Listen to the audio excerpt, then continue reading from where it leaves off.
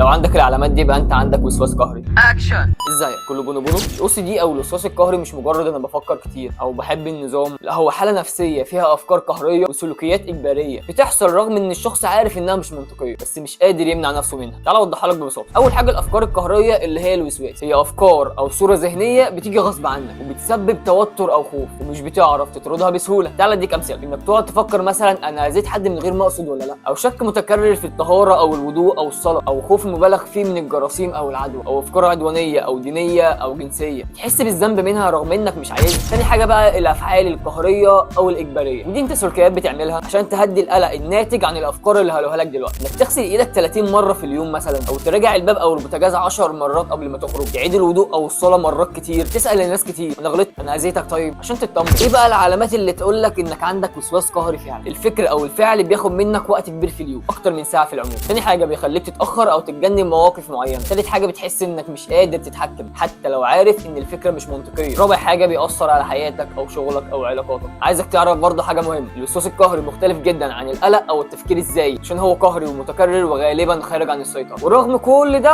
قابل للعلاج، سواء بالعلاج النفسي خصوصا العلاج المعرفي السلوكي او بالادويه في الحالات القويه. لو عايز نعمل لك اختبار تعرف بيه فعلا انت عندك وسواس قهري ولا لا اكتب لي في الكومنتات، وعايزك تقول لي عندك كام علامه من العلامات اللي فوق. وبس كده.